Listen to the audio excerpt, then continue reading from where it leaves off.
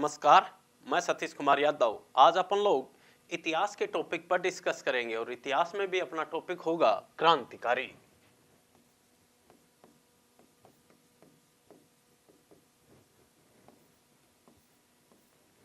देखें, ये पूछा जाए कि सूरत अधिवेशन कब हुआ, तो सूरत अधिवेशन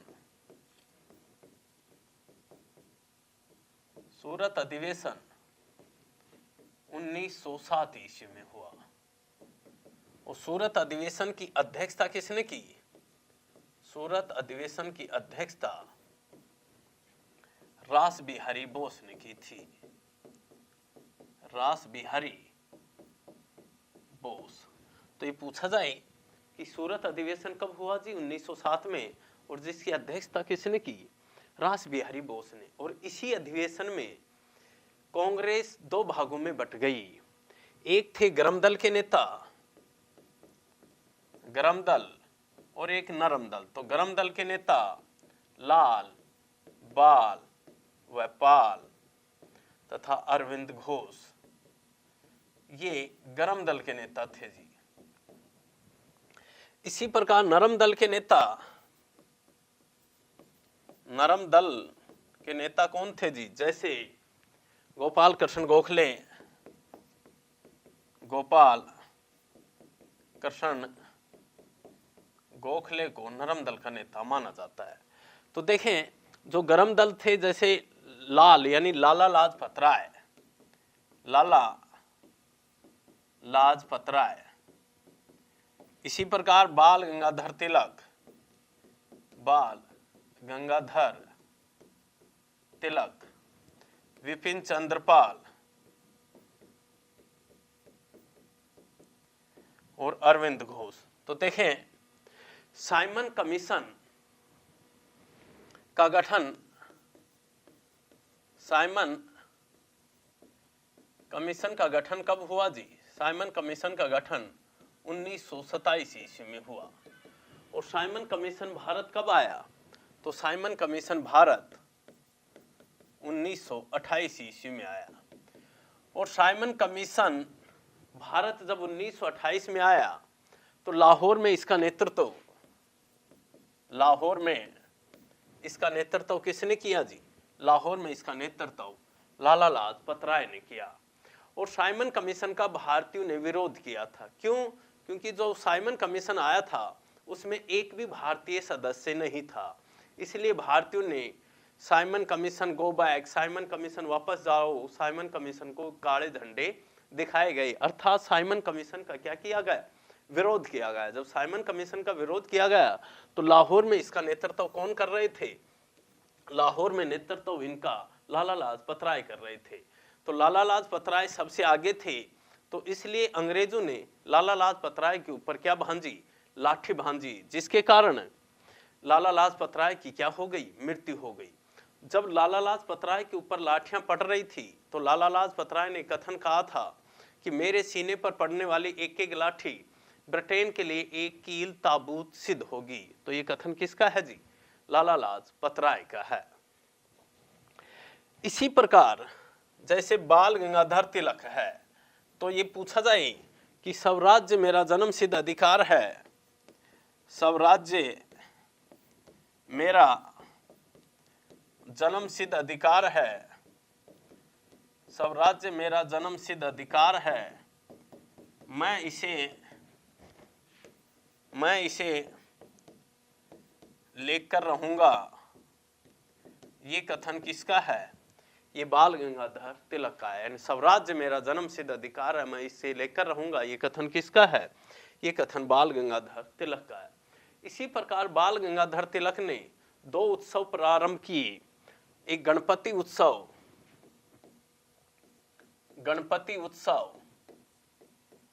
और वह शिवाजी उत्सव।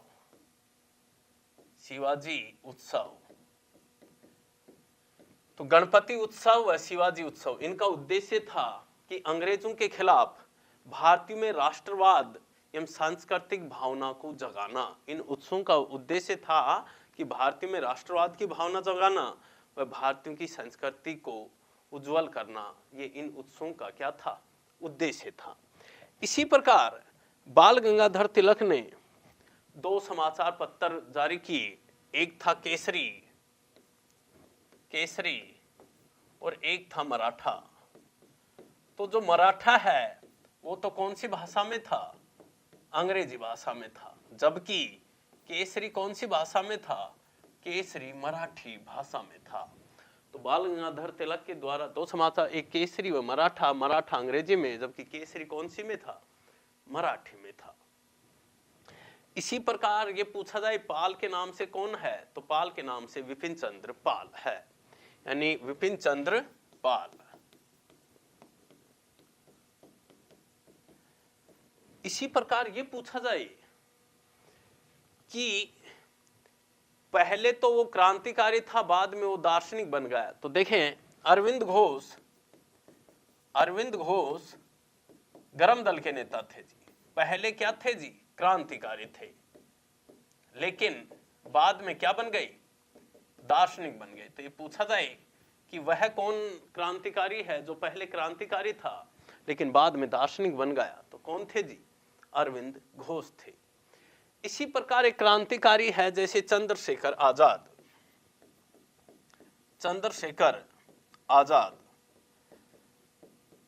तो चंद्रशेखर आजाद जब ब्रिटिश पुलिस के द्वारा घिर गए इलाहाबाद के अल्फ्रेड पार्क में जब चंद्रशेखर आजाद ब्रिटिश पुलिस के द्वारा घिर गए तो उन्होंने खुद को, अपने आप को क्या मार ली? गोली मार ली। तो चंद्रशेखर आजाद ने खुद को इलाहाबाद के अल्फ्रेड पार्क में पुलिस के द्वारा घिर जाने के कारण अपने आप को क्या मार ली थी? गोली मार ली थी।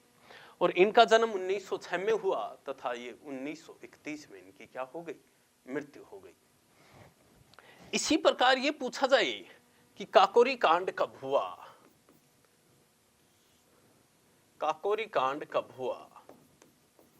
तो देखें, काकोरी कांड 9 अगस्त 1925 को हुआ।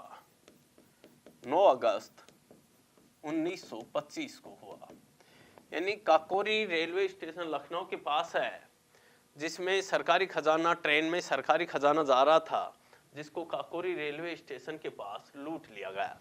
इसके प्रमुख नेता थे राम प्रसाद बिस्मिल, राजेंद्र लाहौरी, अशफाक उल्ला खां,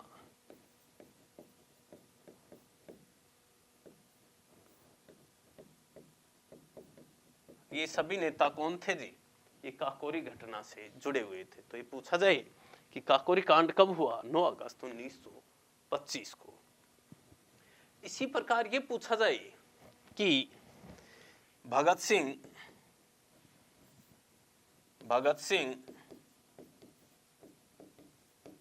राजगुरु व सुखदेव को फांसी कब दी गई? तो इन्हें फांसी 23 मार्च 1931 ईस्वी को दी गई। तो ये पूछा जाए कि भगत सिंह, राजगुरु व सुखदेव को फांसी कब दी गई? तो भगत सिंह, राजगुरु व सुखदेव को फांसी 23 मार्च 1931 को दी गई। इसी प्रकार ये पूछा जाए कि इंकलाब जिंदाबाद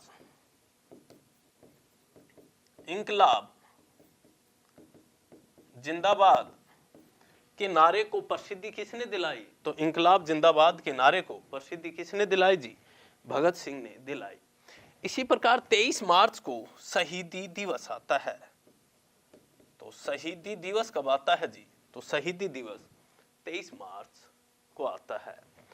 और भगत सिंह, राजगुरु व सुखदेव को लाहौर षड्यंत्र केस में इनको 23 मार्च 1931 को क्या दी गई थी? फांसी दी गई थी। इसी प्रकार ये पूछा जाए कि राष्ट्रीय गीत के रचयिता कौन है? तो राष्ट्रीय गीत के रचयिता बंकिम चंद्र चटर्जी को माना जाता है।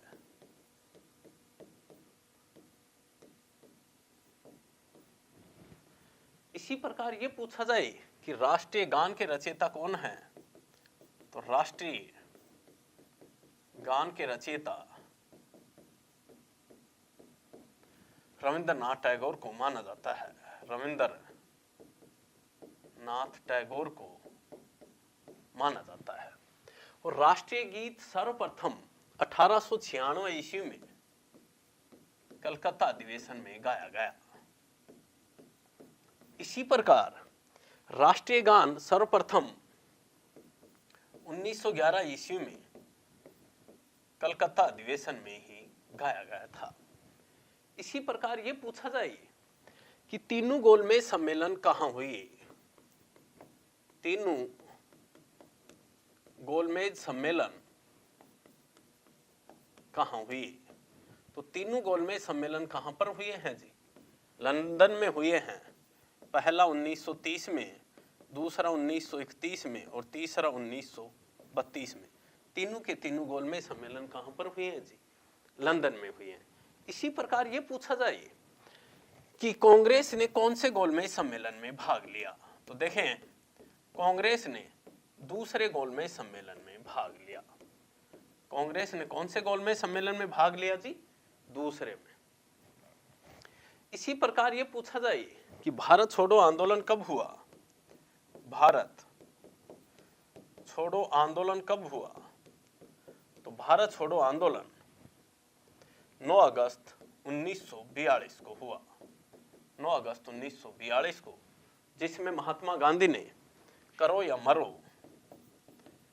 मरो का नारा दिया। तो ये पूछा जाए कि महात्मा गांधी ने डू एंड डाई, करो या मरो का नारा कौन से आंदोलन में दिया, तो भारत छोड़ो आंदोलन में। सुभाष चंद्र बोस। देखें ये पूछा जाए कि सुभाष चंद्र बोस का जन्म कब हुआ, कहां हुआ, तो सुभाष चंद्र बोस का जन्म 23 जनवरी 1897 ईस्वी को कटक उड़ीसा में हुआ। तो ये पूछा जाए कि सुभाष चंद्र बोस का जन्म कब हुआ, कहां हुआ, तो सुभाष चंद्र बोस का जन्म 23 जनवरी 1897 ईस्वी को कटक उड़ीसा में। इसी प्रकार ये पूछे कि सुभाष चंद्र बोस के पिता का नाम क्या था, तो पिता का नाम था जानकी नाथ बोस, जबकि इनकी माता का नाम था प्रभावती। तो इनकी माता का नाम था प्रभावती देवी, जबकि इनके पिता का नाम जानकी नाथ बोस। वह सुभाष चंद्र बोस का जन्म 23 जनवरी 1897 ईस्वी को कटक उड़ीसा में हुआ। सुभाष चंद्र बोस ने मात्र 16 वर्ष की उम्र में, यानी 1913 ईस्वी में 16 वर्ष की उम्र में मैट्रिक की परीक्षा उत्तीर्ण कर ली। यानी 16 साल की उम्र में ही सुभाष चंद्र बोस ने 1913 में मैट्रिक परीक्षा पास कर ली। उसके बाद में इन्हें विश्वविद्यालय की पढ़ाई करने के लिए कलकत्ता भेज दिया गया। और उसके बाद में सुभाष चंद्र बोस ने क्या किया कि गर्मियों की छुट्टियों में बिना घर वालों को बताए ही 17 वर्ष की उम्र में, यानी 1914 ईस्वी में अपने आध्यात्मिक गुरु की खोज में निकले। वृंदावन, मथुरा, वाराणसी, यहां पर ये गए और वहां पर काफी दिन तक घूमे, लेकिन इन्हें अपनी इच्छा अनुसार गुरु नहीं मिला, इसलिए निराश लौट करके वापस आ गई। उसके बाद में क्या हुआ कि इन्हें ICS की परीक्षा के लिए, ICS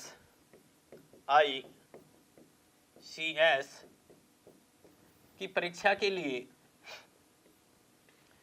इंग्लैंड भेज दिया गया। और इंग्लैंड में भी इन्होंने कैम्ब्रिज विश्वविद्यालय में एडमिशन लिया जी, कैम्ब्रिज विश्वविद्यालय।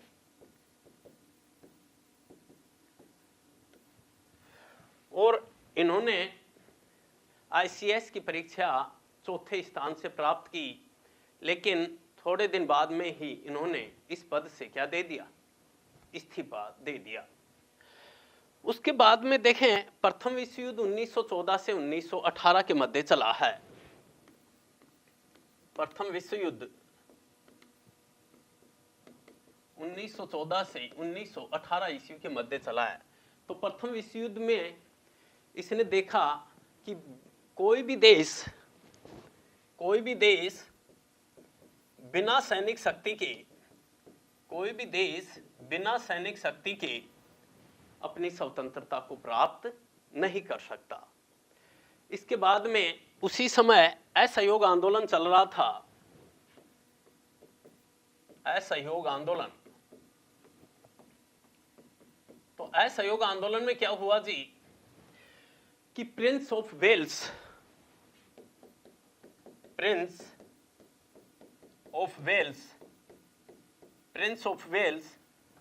भारत आए असहयोग आंदोलन के दौरान। तो सुभाष चंद्र बोस ने इसका क्या किया, विरोध किया। इनका विरोध करने के कारण ही 1921 ईस्वी में इसे सर्वप्रथम जेल भेज दिया गया, लेकिन थोड़े दिन बाद में इन्हें क्या कर दिया गया, रिहा कर दिया गया। इसी प्रकार यह पूछा जाए कि सुभाष चंद्र बोस के राजनीतिक गुरु कौन थे, तो चित्तरंजन दास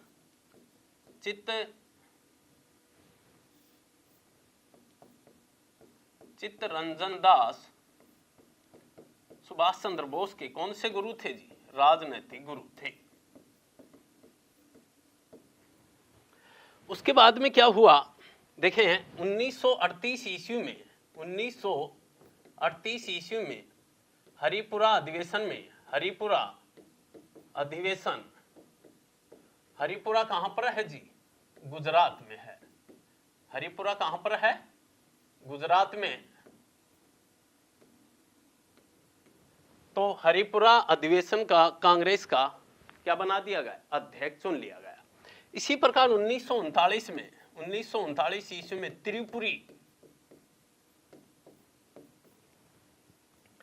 त्रिपुरी में जो कांग्रेस का अधिवेशन हुआ, उसमें महात्मा गांधी के विरोध के बावजूद त्रिपुरी अधिवेशन के भी अध्यक्ष कौन चुने गए, सुभाष चंद्र बोस ही चुने गए। लेकिन इन्होंने महात्मा गांधी के विरोध के कारण त्रिपुरी अधिवेशन में जो अध्यक्ष चुने गए उससे इसने क्या दे दिया, इस्तीफा दे दिया सुभाष चंद्र बोस ने। इसके बाद में 1939 ईस्वी में ही इन्होंने फॉरवर्ड ब्लॉक की स्थापना की। तो ये पूछा जाए कि सुभाष चंद्र बोस ने फॉरवर्ड ब्लॉक की स्थापना कब की, तो 1939 ईस्वी में। उसके बाद में क्या हुआ कि 1940 ईस्वी में एक स्मारक को ध्वस्त करने के कारण इन्हें गिरफ्तार कर लिया गया। जब इन्हें गिरफ्तार कर लिया गया तो सुभाष चंद्र बोस ने भूख हड़ताल शुरू कर दी, और भूख हड़ताल शुरू करने के कारण इन्हें छोड़ दिया गया। लेकिन इन्हें इन्हीं के घर में नजरबंद कर दिया गया सुभाष चंद्र बोस को। और उसके बाद में फरवरी 1941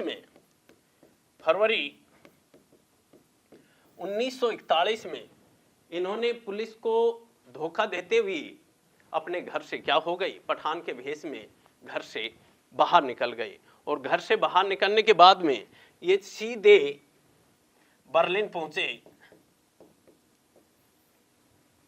ये सीधे कहां पहुंचे, बर्लिन। और बर्लिन में वहां जर्मन रेडियो से उन्होंने अपना संबोधन दिया। और सुभाष चंद्र बोस के बारे में जब जर्मन रेडियो से सुभाष चंद्र बोस ने संबोधन दिया तो दुनिया ने सुभाष चंद्र बोस के बारे में उसी समय जाना। उसके बाद में क्या हुआ जी कि उसी समय जापान ने अंग्रेजों के विरुद्ध विद्रोह कर दिया। अंग्रेजों के विरुद्ध जापान ने क्या कर दिया, विद्रोह कर दिया। और जापान ने अंग्रेजों को हरा दिया। जो ही जापान ने अंग्रेजों को हराया, सुभाष चंद्र बोस ने सोचा कि जब जापान देश अंग्रेजों को हरा सकता है तो अपन लोग भी यदि संगठित हो जाएं तो विजय प्राप्त कर सकते हैं। उसके बाद में सुभाष चंद्र बोस कहां चले गए जी, टोक्यो गए। उसके बाद में सुभाष चंद्र बोस कहां गए, टोक्यो गए। और टोक्यो जाने के बाद में वहां के प्रधानमंत्री से मिले। उसके बाद में वो कहां पर पहुंचे, सिंगापुर पहुंचे। उसके बाद में सुभाष चंद्र बोस कहां पर पहुंचे, 1943 ईस्वी में सिंगापुर में पहुंचे। और सिंगापुर में रास बिहारी बोस ने,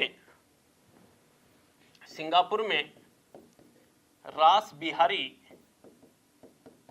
बोस ने, सिंगापुर में रास बिहारी बोस ने इन्हें आजाद हिंद फौज का, आजाद हिंद फौज की कमान किसे सौंप दी?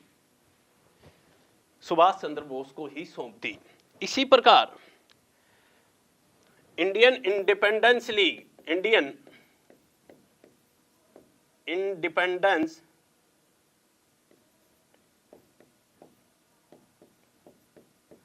लीग का सभापति भी किसे बना दिया गया? सुभाष चंद्र बोस को ही बना दिया गया। और दिल्ली चलो का नारा, दिल्ली चलो का नारा किसने दिया जी? दिल्ली चलो का नारा भी किसने दिया? सुभाष चंद्र बोस ने ही दिया। इसके बाद में सुभाष चंद्र बोस ने दिल्ली चलो का नारा इन्होंने दिया, और तुम मुझे खून दो, तुम मुझे खून दो, मैं तुम्हें आजादी दूंगा, तुम मुझे खून दो, मैं तुम्हें आजादी दूंगा। ये कथन भी किसका है? सुभाष चंद्र बोस का है। उसके बाद में क्या हुआ जी? सुभाष चंद्र बोस ने 21 अक्टूबर 1943 में, 21 अक्टूबर 1943 में अस्थायी सरकार की, अस्थायी सरकार का क्या किया जी? गठन किया। और अस्थायी सरकार का गठन 21 अक्टूबर 1943 को सुभाष चंद्र बोस ने किया। और इस अस्थायी सरकार को मंजूरी चीन और बर्मा आदि काफी देशों ने अस्थायी सरकार को क्या दे दी थी? मंजूरी दे दी थी। उसके बाद में 1939 में द्वितीय विश्व युद्ध खत्म, 1939 से 1945 ईस्वी के मध्य कौन सा युद्ध प्रारंभ हो गया जी? द्वितीय विश्व युद्ध प्रारंभ हो गया। जो ही अस्थायी सरकार बनी, उसके बाद में सुभाष चंद्र बोस ने अपनी 30 लाख भारतीयों से अपनी सेना को संगठित किया और अंग्रेजों के खिलाफ काफी लड़ाई प्रारंभ की। लेकिन 6 अगस्त 1945 को, 6 अगस्त 1945 को और 9 अगस्त 1945, 6 अगस्त 1945 को हिरोशिमा जापान का शहर है, और 9 अगस्त 1945 नागासाकी जो भी किसका शहर है? जापान का। इसके ऊपर अमेरिका ने क्या गिरा दिए? बम गिरा दिए। उसके बाद में जापान ने अपनी क्या मान ली? हार मान ली। जब ज्यों जापान ने अपनी हार मानी, उसके बाद में सुभाष चंद्र बोस 18 अगस्त 1945 को विमान दुर्घटनाग्रस्त में क्या हो गई? मारे गए।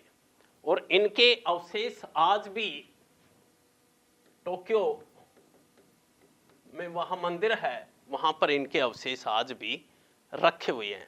नमस्कार दोस्तों, मैं विक्रांत चौधरी एसके बुक्स और एसके कोचिंग सेंटर के एडिटिंग और टीचिंग स्टाफ से हूँ।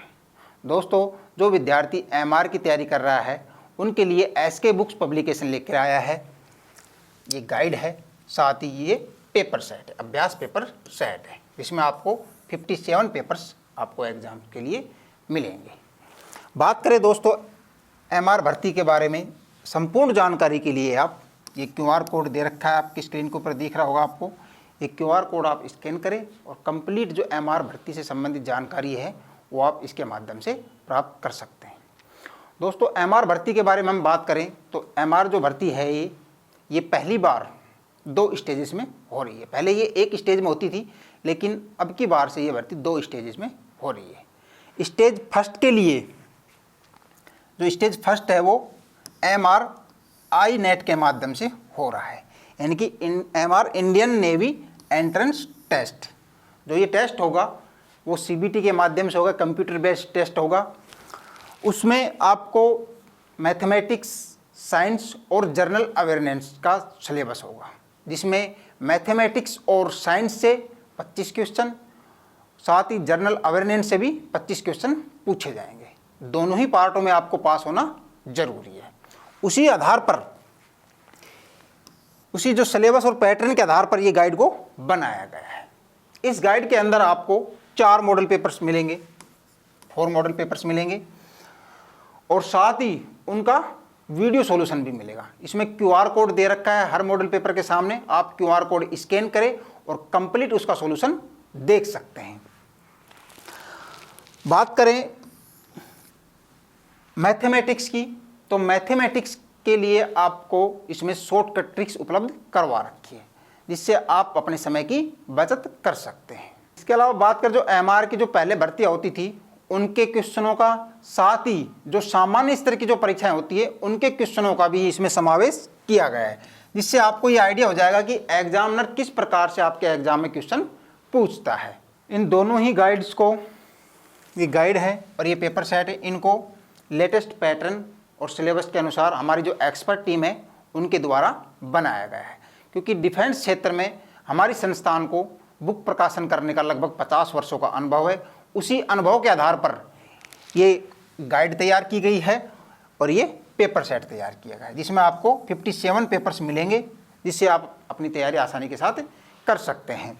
एग्जाम्पल के तौर पर दोस्तों अगर हम देखें तो आर्मी NER-GD का जो एग्ज़ाम हुआ था अप्रैल माह में, उसमें जो क्वेश्चंस पूछे गए थे उसमें लगभग 85 से 95% क्वेश्चन हमारी SK बुक से आपको देखने को मिल जाएंगे। उसके लिए हमने अलग से वीडियो बना रखा है, आप वहां जाकर देख सकते हैं। दोस्तों, ऑफलाइन कोचिंग करने का अपना एक अलग ही महत्व होता है। हमारा कोचिंग सेंटर है नांगल नूनिया हरियाणा में, वहां आप कोचिंग कर सकते हैं। वहां हॉस्टल सुविधा भी है, एक्सपर्ट टीम द्वारा आपको तैयारी करवाई जाएगी। इसके लिए कॉन्टैक्ट नंबर है 9812015967। ये कॉन्टैक्ट नंबर है हमारा कोचिंग सेंटर के। आप अधिक जानकारी के लिए इन कॉन्टैक्ट नंबर से संपर्क कर सकते हैं। धन्यवाद दोस्तों।